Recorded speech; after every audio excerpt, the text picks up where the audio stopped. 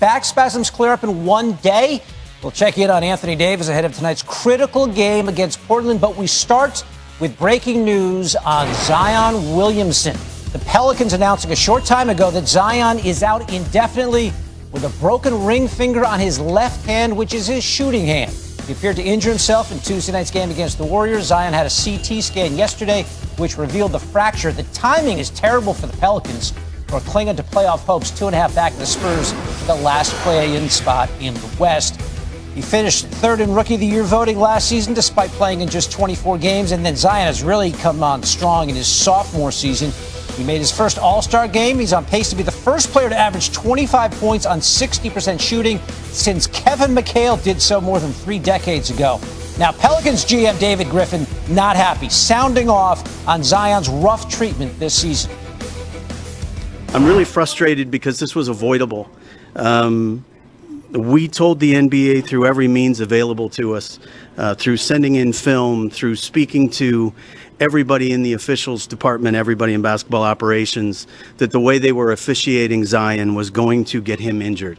And quite frankly, he's injured now because of the open season that there's been on Zion Williamson in the paint. He has been absolutely mauled in the paint on a regular basis, to the point that other players have said to him, I'm going to keep doing this to you because they don't call it. So there is more violence encouraged in the paint against Zion Williamson than any player I've seen since Shaq. It was egregious and horrific then, and the same is true now. Again, I'm very disappointed that he's not going to be available here for the foreseeable future anyway. But I'm more disappointed in us, quite frankly, that we weren't able to bring the appropriate sense of urgency to the league conversation around the way he was officiated. David Griffin not happy. He says his guy's not being protected. Let's bring in our NBA insider, Adrian Wojnarowski now. So, Woj, first off, what's your reaction to what Griffin had to say there about the NBA's officiating? Hey, David, I mean, it is consistent with what New Orleans has said throughout the season. David Griffin, Stan Van Gundy, their head coach, and Zion Williamson, about how Williamson has been officiated, that they thought he should have been the beneficiary of more calls, that teams were too physical with him. But you hear that in Denver, too, with Nikola Jokic, who's going to be the MVP this season. Denver's been consistent with that belief there. Philadelphia thinks Joel Embiid doesn't get enough calls. You know, this is a familiar refrain around franchise players. And for David Griffin, he's got to come out and defend his star player. He did that today. Well, it's going through my catalog of injuries, a broken ring finger. I'm not quite sure how long that would sideline a player. The Pelicans have 6 games left. It starts tonight in Philly. What are the chances that Zion is done for the season? Well, I think right now there's an expectation, that he may not be able to return for any of these regular season games left. And it may take New Orleans getting into the play-in without him and advancing before he may have a real opportunity to play. But they haven't ruled Zion Williamson out of the rest of the regular season. But I don't think there's a lot of optimism with that fractured finger, ring finger on his shooting hand. All right, a real blow to the Pelicans' playoff hopes right now, 1.5 back of the Spurs for that play-in spot. Let's shift gears to the Lakers and Anthony Davis, who is probable to play tonight against the Blazers in Portland. Left last night's loss to the Clippers with back spasms. How are the Lakers going to sort through if he can really go tonight or not, Woj? David, the expectation is that Anthony Davis will play tonight in Portland, barring some kind of a setback. But listen, they know they need him. This is a crucial game in the standings with the Blazers. Tiebreaker at stake with Portland. And LeBron James, continues to be out with that right ankle. And James may not be back until sometime next week. Unlikely he may even play Sunday against Phoenix and then New York on Tuesday in LA. LeBron James, that ankle has been very difficult for him to explode off of, to cut hard. And this is for the Lakers. This is a real challenge. They need more now from Anthony Davis than ever. Yeah, no Dennis Schroeder, so the champ's looking rather vulnerable at this point. Lakers and Blazers, second game of our doubleheader tonight, 10 Eastern on ESPN. Woj giving us the very latest from around the league. Got got much more on the Lakers' pressure to avoid the play-in. Jay Williams examines the new panic meter for LeBron and the reigning champs as they try to repeat. Getting ready for tonight's Bulls-Celtics showdown at 7:30. He's averaging almost 27 points per game, 29 there since April 1st. We have NBA Countdown happening right after SportsCenter here on ESPN, and then, of course, the game beginning 7:30. We touched on the East playoff race a little bit earlier. Let's talk about the West, though. The Jazz are just one game ahead of the Suns for the top seed in the conference. Utah only 6-4 in their last 10 without Donovan Mitchell. They have won 3 straight, though.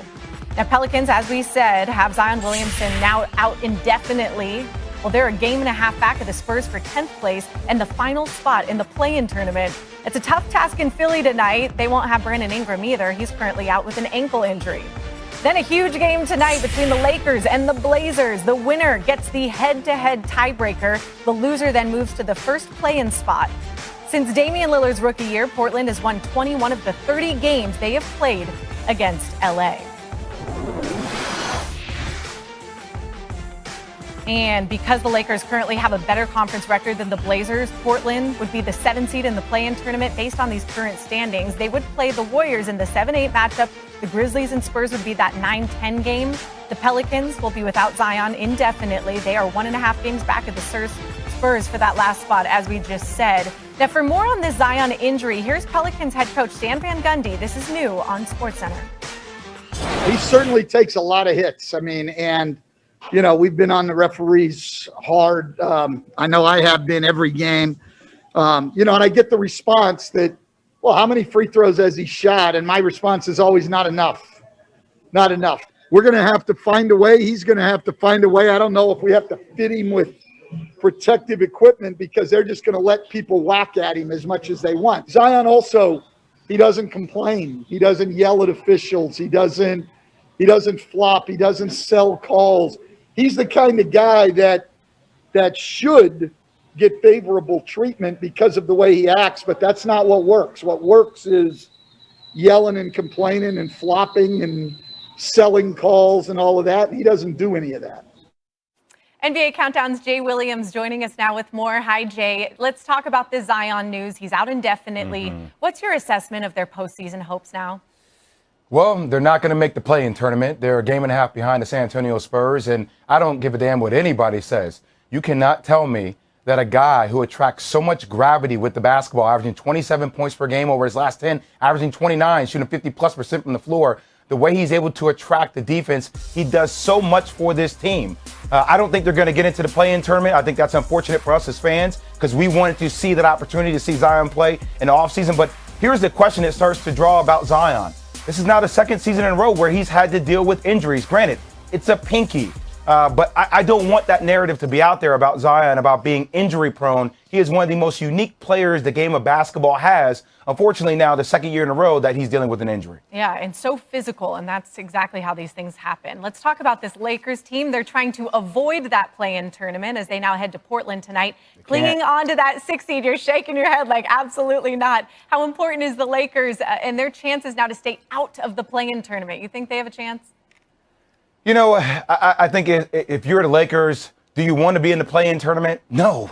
But if you have to be in the play-in tournament, fine, so be it. I just need AD and LeBron James healthy. I'll even take LeBron James at 80%. I'll take AD at 80%. I still think this team is talented enough when LeBron James is on the court. Obviously, question marks about AD's ankle, his back spasms. We'll see it tonight. I think they will be in the playoff game. I've been saying this for the past month and a half. It goes to the real question we will end up asking ourselves is after they're in the playing game, if they get that 7th or 8th seed, it's time to see, are the Utah Jazz or the Phoenix Suns, are they for real? Because we've been talking about them all season long, about they are the truth, believe in the hype. It's time for this basketball team, these teams. CP3 is in the MVP conversation. You talk about the Utah Jazz, one of the deepest teams there is in the league. If you have to go against the Lakers in round 1, you're going to get a chance on a national level to prove that you are the team that we've been saying you've been the whole regular season. That's right. They've shown this entire season. Those two teams top in the West are for real. But the Lakers, if they have anything to say about it, they'll try to do their best. We know LeBron, of course, doesn't want to play in that play-in tournament. NBA Countdown.